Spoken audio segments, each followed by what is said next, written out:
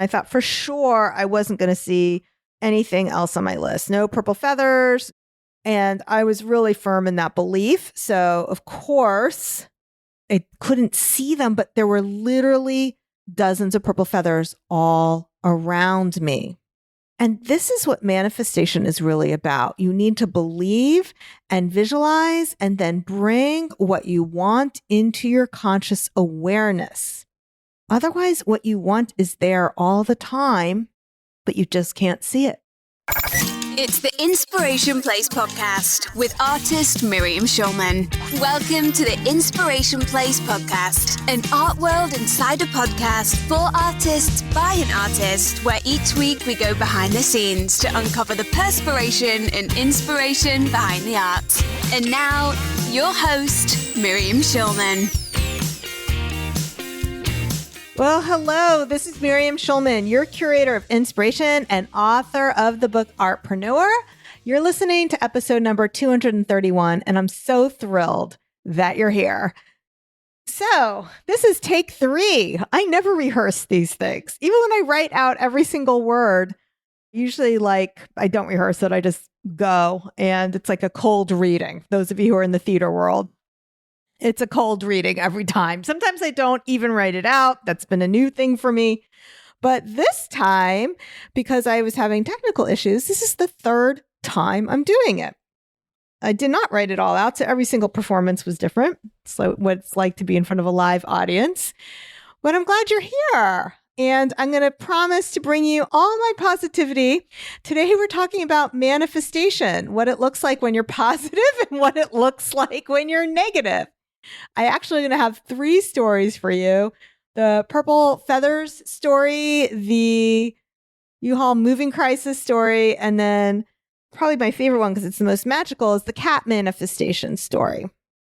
Before we get there, I do want to let you know that we have begun taking pre-orders for Artpreneur.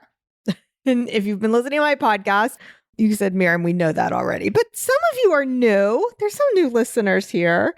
Or maybe people don't listen to every episode, and so you don't know that there is actually a video course called Artpreneur Affirmations. And you get this course absolutely free when you pre-order the book Artpreneur. There's no other way that you can get this course. You can't buy it. You can only get it when you go to artpreneurbook.com and order the book and then enter your name and email and order number, and we will make sure you get that right away. I took basically every chapter title. There's 12 chapters, and every chapter title is an affirmation, like choose to believe or start before you're ready. And I made an art journal spread about it. But the videos are a little different. So the videos, some of them, there's only one video where I spend the entire video talking about technique. All the other videos, I spend either very, very little time or only talk about it during the first couple of minutes if I feel there's a new technique and I want to tell you how I did it. Most of the time, I'm giving you a potpourri of behind the scenes content, extra content, and previews from the chapter. And sometimes I even read from the chapter. Chapter 12, which is the last chapter, I actually read the entire chapter to you. That's probably my favorite chapter in terms of the way it's written. I love that chapter the most. So if you want to get your hands on that, just head on over to artpreneurbook.com, order it from wherever you want, put in your name and email and the order number, and you'll get access to the Artpreneur Affirmation video course instantly. And now on with the show. All right, my friend, purple feathers story. My friend Patty Lennon teaches manifestation, and I was taking her Manifestation for Grown-Ups course. One of the first thing that she teaches, and by the way, we will link to her interviews. I interviewed her twice for the podcast, so we'll make sure we link to them in the show notes. And this is episode 231, so you can find links for it over there, schulmanart.com/231, or you can search for Patty Lennon, Miriam Schulman on your podcast app. One of the exercises that she teaches people for manifesting is basically a treasure hunt. She gave us 3 objects, and I'm not spoiling anything because I do believe she changes the objects if you do this, game next year, but you can play along with it this year. You can do this exercise now. So the 3 objects she gave us were pink light bulb, purple feathers, and a sloth. And I was having trouble finding them. So I told my husband, hey, when we go out to dinner tonight, because we live in the city, and we walk to the restaurant, let's keep our eye out for these things. And he's like, Miriam, where are we going to see a sloth in New York City? I said, come on, Ron, it could be a picture of a sloth. Like, all right. We didn't see any sloths. And we didn't see any purple feathers either. We saw plenty of gray feathers, gray pigeon feathers are like all over the sidewalk, but no purple feathers. We did finally see a pink light bulb. In fact, once we started seeing the pink light bulbs, we started seeing them over and over and over again. I think that's kind of how manifestation works. Once you start believing it, the universe will easily send it to you. But no purple feathers. And then the next day, we drove up to our farmhouse, and I thought for sure I wasn't going to see anything else on my list. No purple feathers, no sloth.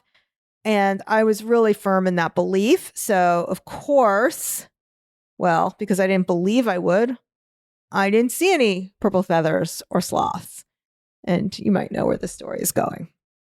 On the way home from the farmhouse, we stopped by my daughter's apartment in White Plains to visit her and the cat. And I thought, okay, no purple feathers here. But when I got home, I realized that there were actually purple feathers everywhere.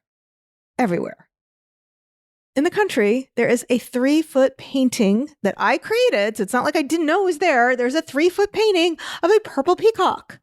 And because I paint peacocks in my daughter's apartment, she has a 5-foot painting of a, yes, you guessed it, purple peacock.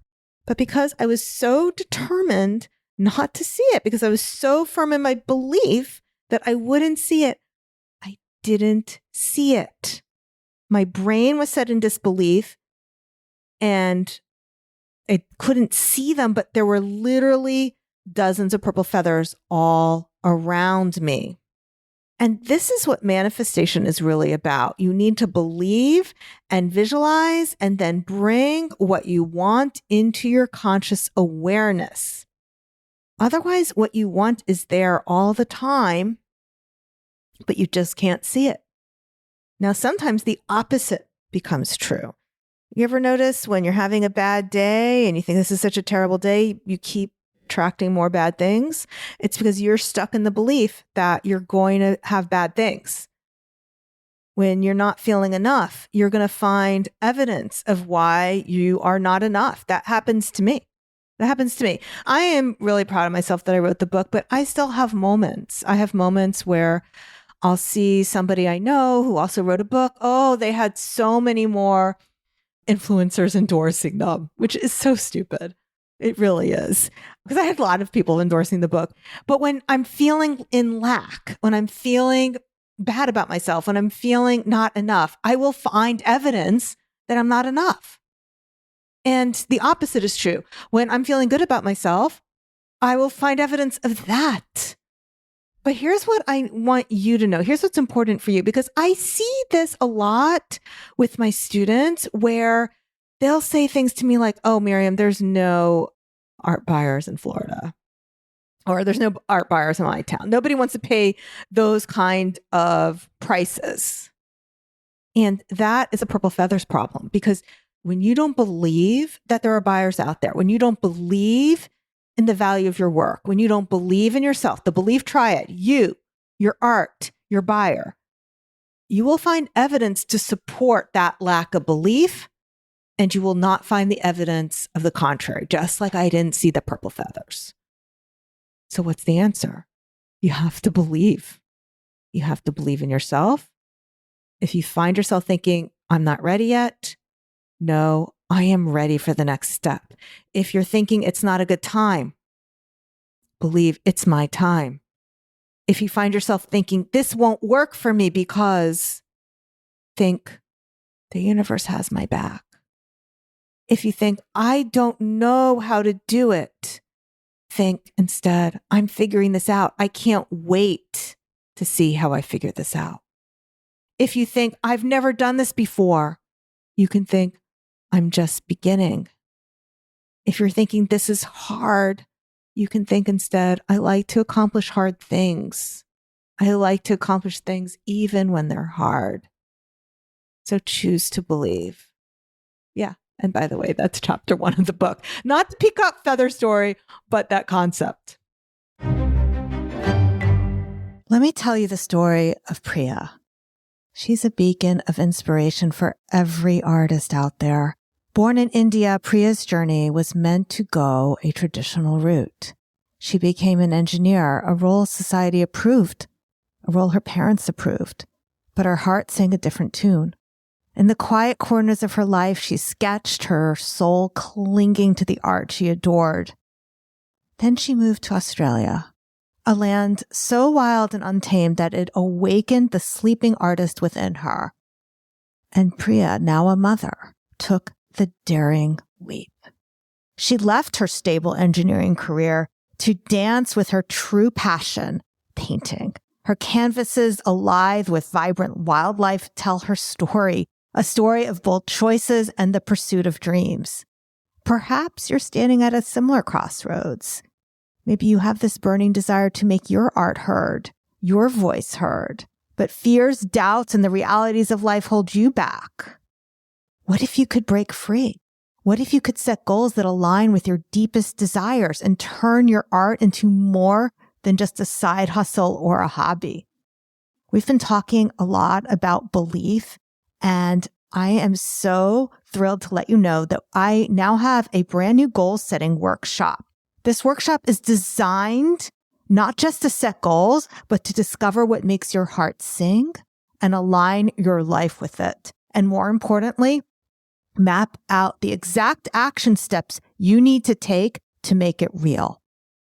Like Priya, you too can transition from dreaming to doing.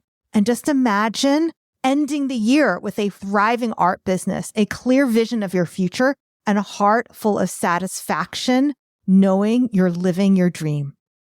That's what's waiting for you. So are you ready to take the leap and invest in your dreams?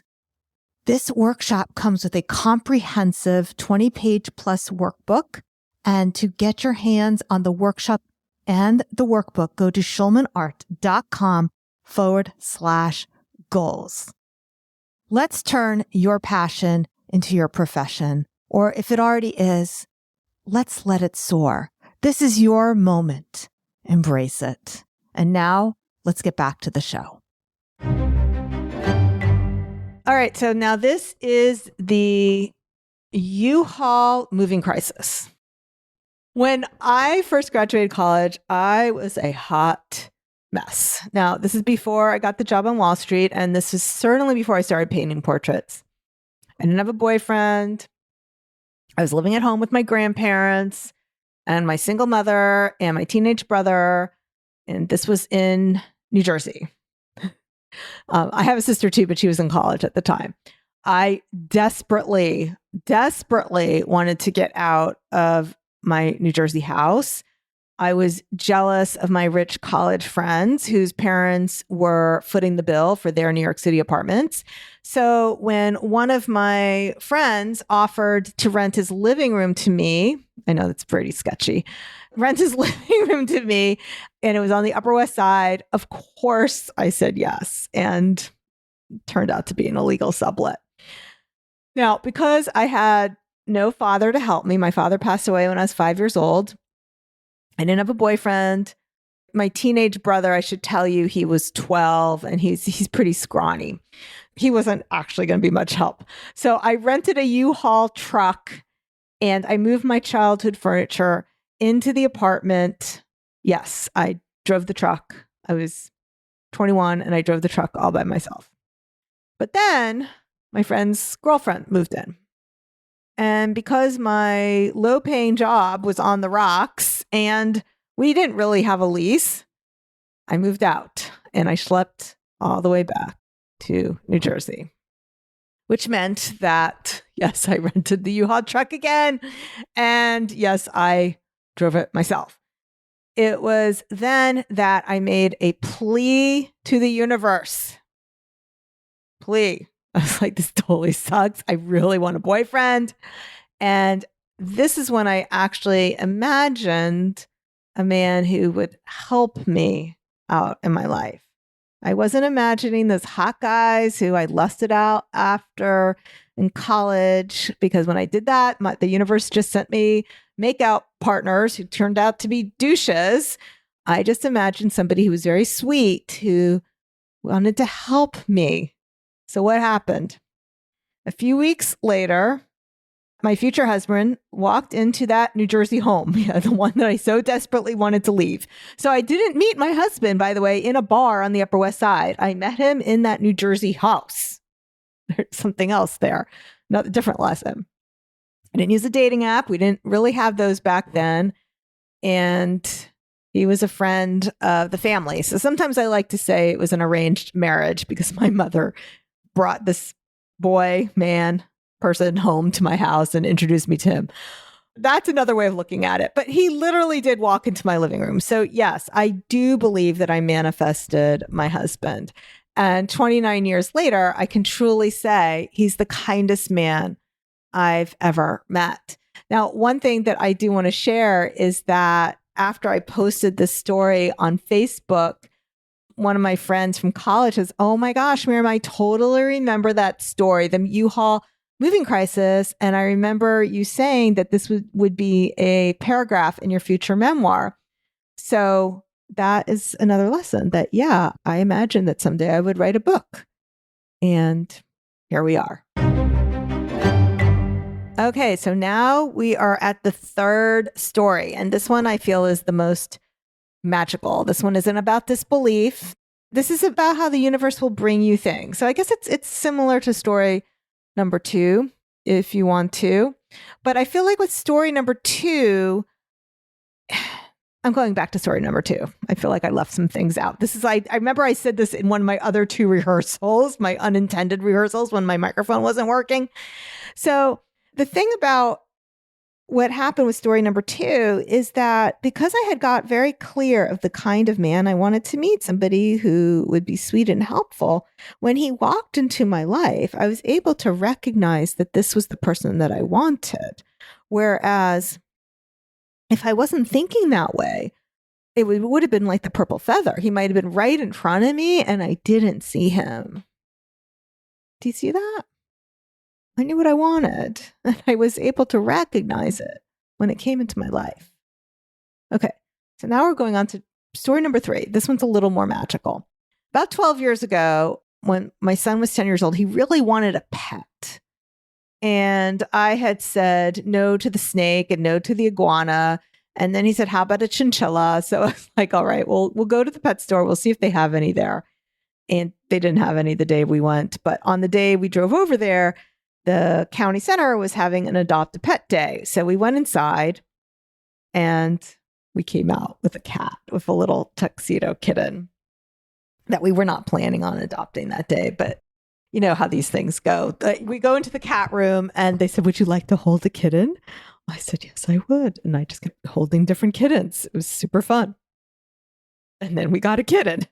So we came home with the cardboard box. And I still remember my husband sitting at the kitchen table, my daughter's at the kitchen table, and we have this box and we pull out of this box an adorable little black and white tuxedo kitten.